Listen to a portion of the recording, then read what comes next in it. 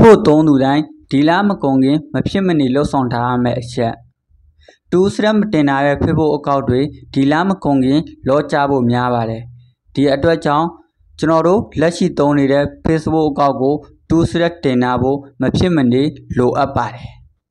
ကျွန်တော်ဒီနေ့မိတ်ဆွေတို့ကိုတူးစရက်ဘယ်လိုတင်ရလဲဆိုတဲ့နည်းလမ်းလေးကိုပြန်လည်မျှဝေပေးသွားမှာဖြစ်ပါတယ်ကျွန်တော်နဲ့အတူဗီဒီယိုလေးကိုအဆုံးထိလိုက်ပါကြည့်ရှုပေးပါအောင်ကျွန်တော်တို့အရင်ဆုံး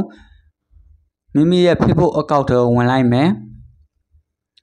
ပြီးရင်ဟိုးအပေါ်ဆုံးညာဘက်တောင်းအောင်မီနူးဘာဆိုတဲ့နေရာလေးကိုတစ်ချက်နှိပ်ပေးလိုက်မယ်ဒီနေရာမှာအပေါ်လေးကိုနည်းနည်းဆွဲတင်ပေးမယ်ဒီမှာ setting and property ဆိုတဲ့နေရာလေးကိုတစ်ချက်နှိပ်ပေးလိုက်မယ်ပြီးရင်ကျွန်တော်တို့ setting ကိုထပ်နှိပ်ပေးမယ်ဒီနေရာရောက်လာပြီဆိုရင်တော့ကျွန်တော်တို့စီးမိုးရင်အကောက်ဆန္ဒဆိုတဲ့နေရာလေးကိုဒီနေရာလေးကိုတစ်ချက်ထပ်နှိပ်ပေးလိုက်မယ်ကဲဒီနေရာရောက်လာပြီဆိုရင်တော့ password and security ဆိုတဲ့နေရာတစ်ချက်ထပ်နှိပ်ပေးလိုက်ပါမယ်ကဲကျွန်တော်ဒီနေရာရောက်လာပြီဆိုရင်တော့ကျွန်တော်အခုလက်ထောက်ပြထားတဲ့နေရာလေးကိုတစ်ချက်ဆက်နှိပ်ပေးလိုက်ပါမယ်ကဲကျွန်တော်ဒီနေရာကိုတစ်ချက်ထပ်နှိပ်ပေးမယ်ကဲဒီနေရာမှာကျွန်တော်တို့အလဲအကြောင်းလေးကိုအဆက်လေးပေးလိုက်ပါမယ်ကဲဒီလိုအဆက်လေးပေးပြီးသွားဆိုရင်တော့အောက်က next ဆိုတဲ့နေရာလို့တစ်ချက်ဆက်နှိပ်ပေးလိုက်မယ်ကဲကျွန်တော်ဒီနေရာမှာဖုန်းနံပါတ်နဲ့ထည့်မှာဖြစ်တဲ့အတွက်ဖုန်းနံပါတ်ကိုကျွန်တော်ကထည့်ပြီးသားဖြစ်တဲ့အတွက်ပေါ်နေပါတယ်ဒီနေရာမှာဖုန်းနံပါတ်မထည့်ရသေးတဲ့လူကဖုန်းနံပါတ်ထည့်ပေးလိုက်ပါကဲဖုန်းနံပါတ်လေးကိုအမှန်ကြီးရှင်းပေးလိုက်မယ်ကျွန်တော်ဒီနေရာမှာတစ်ခုအကြံပေးချင်တာပါနော်မိမိတို့ရဲ့ Facebook အကောင့်ကအမြဲတမ်းသုံးနေမှာဖြစ်တဲ့အတွက်ကျွန်တော်တို့အမြဲတမ်းသုံးနေမဲ့ဖုန်းနံပါတ်ကိုထည့်ထားသေးချင်မှနောက်ပိုင်းကျွန်တော်တို့ Facebook လောကြတာပဲဖြစ်ဖြစ်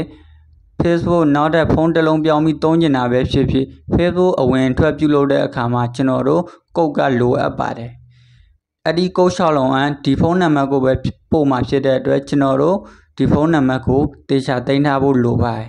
ဒီအတွက်ကြောင့်ကျွန်တော်တို့ဒီနေရာမှာဖုန်းနံပါတ်ထည့်တော့မယ်ဆိုရင်ကိုအမြဲတမ်းသုံးတဲ့ဖုန်းနံပါတ်ကိုပဲထည့်ဖို့ကျွန်တော်အနေနဲ့အကြံပြုချင်ပါတယ်ကဲဒီဟာပြီးသွားရင်တော့နှိပ်ကိုထပ်နှိပ်မယ်ကဲဒီမှာပေါ့နော်ဆွမ်းနာကျွန်တော်တို့ထည့်လိုက်တဲ့ဖုန်းနံပါတ်ထဲကိုကိုလျှောက်လုံးကြလာပါပြီကျွန်တော်တို့ icon ကိုတွားကြည့်ပါမယ်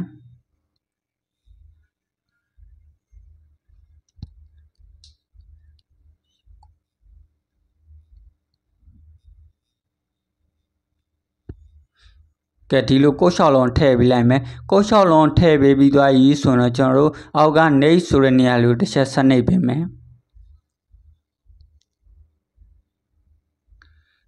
ကဲဒီနေရာမှာအောက်က done ဆိုတဲ့နေရာလေးတစ်ချက်ဆက်နှိပ်ပေးမယ်ပေါ့နော်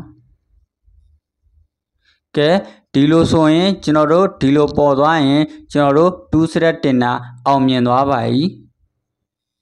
ကျွန်တော်ရဲ့ဗီဒီယိုလေးကမိတ်ဆွေတို့အတွက်အကျိုးရှိတယ်ဆိုရင်ကျွန်တော်ရဲ့ဗီဒီယိုလေးကိုနောက်ထပ်တငယ်ချင်းတွေတွေ့ရအောင် like and share comment လေးပြုလုပ်သွားပေးပါအောင်ပြီးတော့ကျွန်တော်ရဲ့ page လေးကိုလည်း like and follow လေးပြုလုပ်သွားပေးပါအောင်ခင်ဗျအားလုံးကိုကျေးဇူးတင်ပါတယ်ခင်ဗျ